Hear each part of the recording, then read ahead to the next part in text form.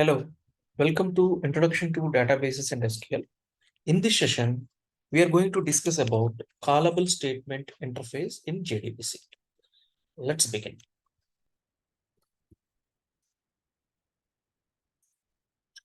Callable statement in JDBC. We know there are three main types of JDBC statements. One is statement interface, which is the simplest form, and there is a prepared statement where we can prepare the statement dynamically, and there is a callable statement. So we have understood already what is statement and what is prepared statement. Let's now understand about callable statement. Callable statement is used to call stored procedures or functions from the database. So in a database, like how we create tables and views, we can also create stored procedures and stored functions. Okay, we know SQL is a non-procedure language, and we'll have all declarations only. That means all commands. Okay, we cannot actually declare some variables, uh, add them, or do some logic or process on those variables. So that's not possible directly with SQL. But we have something called PLSQL. PLSQL means procedure language by SQL. And how SQL can become PLSQL means by having these stored procedures and functions. So what is a stored procedure? A procedure is actually a set of SQL statement that perform a specific task or set of tasks. Okay, we can write like a C program where we have a number of tasks being carried out. Okay, and in a function, we can also create a function also. There are two options. One is procedures, another is functions.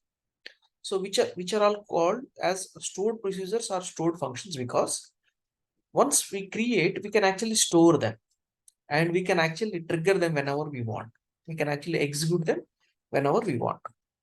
Then why these two? Why stored procedures and functions? Why one is not enough? Yeah, the fundamental difference between stored procedures and functions is stored procedures will not return a value back, whereas function must return a value back. Okay, stored procedure will have set of SQL statement which are used to perform certain tasks. But what happens is it will not mandatorily return a value back, whereas a stored procedure, similar to a stored procedure, but it returns a value back. Let's understand now in detail here. A stored procedure is a set of SQL statements that perform a specific task or set of tasks. It can contain conditional statement, loops, and other programming constructs. A stored procedure may or may not return a value. May or may not. It's not mandated that it's return a value. So a stored procedure accepts input parameters and it can have output parameters. Okay, so you can actually have only input parameters. Based on that, you can do something. Okay, so it can have output parameters alone and it can give some output. Otherwise, both also.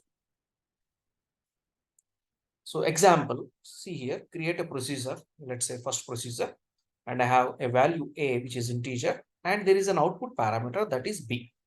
I will take an input parameter A and I'm finding out the output parameter, which is B. So here what I'm doing, I'm actually finding the square of the input parameter. Okay, so usually, so this is an example, but here what we can actually do is we can actually write a number of SQL statement. One statement is to insert, one statement is to update, one statement is to delete, something like that. A number of statement you can write, and whenever we call, and that is going to execute it, and all the SQL statements are going to be executed at once. Now, in the same fashion, we can actually have stored procedure functions also. A stored function is similar to a stored procedure in that it is a set of SQL statements. Okay, similar to stored procedure only, but it always returns a value. It always returns a value. When you write a function, should have a value that is returned, getting returned. As an example here, I'm actually taking two values, A and B, and returning some other value, returns int deterministic. So we are actually returning a value. A function should return a value. It accepts two values and returns a value back. And what it is going to do? Yeah, so here we are declaring that a value as C, declare C int and set C equal to A plus B. These two input members I'm adding and I'm assigning to C, and that particular C value is getting returned. Okay, so this function takes two input values and finds out the sum. Right? This is how we can actually create a function. And this is how we can actually create a procedure. So these are some example functions and procedures I have created. In fact, in actual databases, we write some SQL statements. Okay, so based on the requirement. So here I just want to show how we can actually use this callable statement to call a stored procedure and to call a stored procedure. For that, I have taken a simple stored procedure and function. So I have created actually both of them. So let me actually show you that. Yeah, so I am actually here in my sample DB, and these are the three tables: account, book, and student. Now I just want to show you the procedure. Actually, I have created a procedure, show procedure status, where DB equal to sample DB. Okay, so of course this is the delimiter. I have used the delimiter just to create these procedures and functions. Yeah, so now you can actually see show procedures means what are all the procedures which are created. So in the sample DB, I have first underscore pro. This is one procedure, and first underscore PROC. Two procedures are created. Two procedures are created. So I have created the same procedure actually. Create a procedure first pro. It takes it has a one input parameter and one output parameter, and it takes the input parameter and finds the square, and the square value actually b. Okay, a to a is nothing but a square, right? So that will be the b value, and that is my output variable. Okay, so that has been created actually here. That has been created. So if at all you want to create once again, so we can actually do that system CLS. So now I can actually go there. Yeah, so let me actually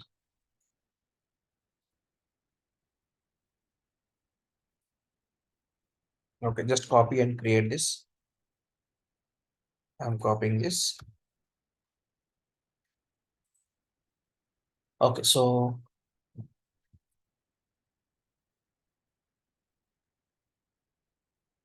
yeah, so create procedure first pro and the delimiter is $$ because I'm creating a number of statements, right? So I have used the delimiter that is $$ initially. So everything should end with a dollar now. Okay, so here what it says is there is an error actually here. Create user first procedure. Now let me actually procedure one because already I have both. Create procedure first procedure, and then I have this begin statement. Then I have to set the output. Yeah, set the output, and then I have this end. Yeah, and I am saying $. Yeah, query. Okay, okay, procedure created. So how to see that procedure?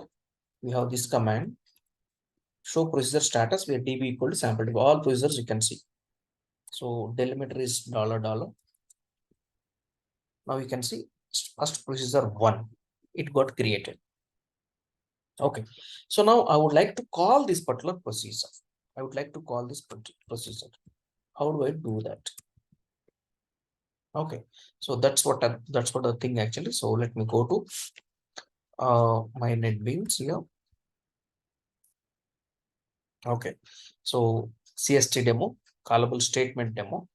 So these are all the details to establish the connection. Till this, everything is common. Now I'm calling a store procedure. So what is my store procedure? Store procedure one. Just now I have created, and my store procedure, which actually takes which actually takes two parameters. One is input parameter and another output parameter. That's how we have created, right? Create user, one input parameter and one out parameter. And we are actually calculating the out parameter as the square of the input parameter. That's it. Okay, so how to call the stored procedure means this is the way. Well, let's create. So in square brackets, we have to say call first underscore procedure, and these two parameters I need to pass actually. One is input and another parameter I have to find it actually. Okay, so now for that what I'm doing, I'm using this callable statement cst equal to con dot prepare call. Now query will get prepared, but query has two placeholders, right? So now what I'm doing, cst dot set int, my first question mark is input parameter I am giving as 25, right? My second question mark is actually output parameter. So for output parameters, what we need to do is cst dot register output parameters. We have a method register output parameter 2, and what is the type of that? So the type of the parameter is actually integer, right? We pass one value and we find the square of it. So the value is integer and the result is also integer. So type dot integer. So this is what we need to do. So let's prepare the query. Query equal to call first procedure, and that we need to use in uh, these braces actually. These braces, curly braces. And then we need to create the callable statement, con.prepare prepare call, and then let's set actually all these values. All input variables, you set the with input value. So this I can actually read from the user using the scanner and I can give. Otherwise, directly I can assume. And output parameter we have to register. And this has got registered. Now I need to execute actually. So now we are seeing the method called execute. We have execute query, execute update, and execute. This execute is to execute stored procedure functions, and of course the batch execute batch also. Whenever you have the batch, then we can also execute them, batch of statements. Okay, so here for stored procedure functions, you must have to use execute. So cs.execute. So when it executes, what happens? What is the query? The procedure will get called, and whatever the input value we have passed, it is going to give us the output. So that output we can actually get. So cst dot get int of 2. So output parameter is the second parameter, right? So cst dot get int of 2, because I am passing 25. So 25 into 25, 625 should be my answer. Okay, so 625 should be my answer. Because when I pass 25, my out parameter is nothing but 25 into 25. That's how we have written my thing, right? So this is here actually I produced this. Set b equal to a into a.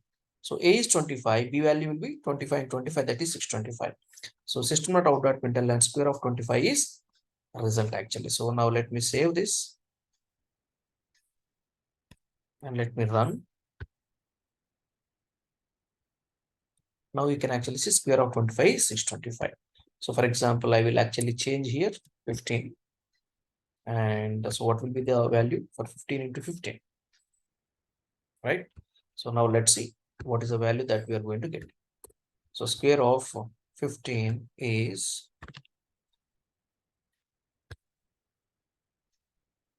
yeah 225, right? 15 into 15 is 225.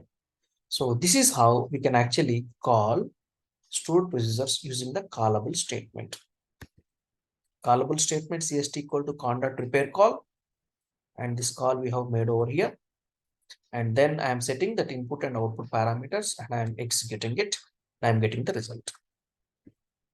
Okay, so now let's actually do with the stored function. Okay, so in order to do with the stored function, what I do is this one I will keep commented. Now I am going to create call the stored function. So I have created the stored function also. I have created the stored function. This is the function I have created. Create function add AB. It takes two parameters and returns an integer. And what we do, this A and B are getting added and we are writing the C. It takes two variables, two integers, and gives the summation. Okay, so that's what actually it should do. Fine. So let me see whether stored procedure is available or not here. So I have, yeah, show stored procedure status. In place of stored procedure, we can actually say function. Show function status where db equal to sample. Okay, I have used delimiter, so it is like this. So we have add db function is available. A stored function called add db is available. Okay, so how it is? It is like this. Add, add ab, not db. Create function add ab takes two parameters and gives the summation as the c. A function is to return a value actually. So how to call this stored function? Let's see here. Let's see. So here calling the stored function. So what we're going to do here is, yeah, a function call add ab. It takes two inputs and returns c actually. Returns c. So first question mark, second and third question marks. Now callable statement cst equal to con dot prepare call. Now what we need to do? We need to set all the three actually, all the three question marks. So first one, I am actually giving, let's say 123, and I have the second question mark also. So that is cst dot set int of, sorry. So this is not the first actually. So I am setting the second question mark. This is the second question mark, and this is my third question mark. Let's say 3, 2, 1. Okay. So this is the so this is the second question mark, right? The first question mark is the return value. Again the same. So here third question mark, and first one is actually my out parameter return statement, right? So cst dot reached out parameter, this is one question mark one, and this is going to be integer. So when you have two integers, you will get the integer only. Okay. Now cst dot executing the stored procedure, and result equal to cst dot get int of 3. Get int of 1. The output is there in the first question mark, right? So that's why we have restarted that parameter, and int result equal to cst dot get int of 1. So now here, what is the result? That is a sum actually. Sum equal to result. Sum equal to result. That's it. So here I'm calling the stored function. I'm setting these question marks. Any out parameters, I am setting it out, and then I'm executing that particular stored function. So here I'm executing the stored function here, and whatever the result will be there in the first question mark. So I'm printing it. So I'm passing 1, 2, 3, and 3 to 1. So I should get 4, 4, 4 as the answer. Let's see.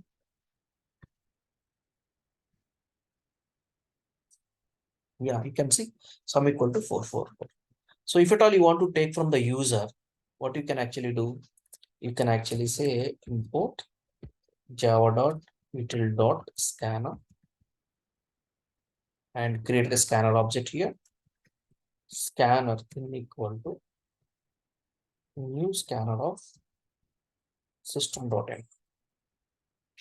Okay, so here we need to ask the user about two values, right? So we will ask the user about the two values here. Okay, so we say sout enter two input values. Okay, so we have to read them. So I am reading them actually. Int a equal to, first one is equal to in dot next int, and int b equal to in dot next int.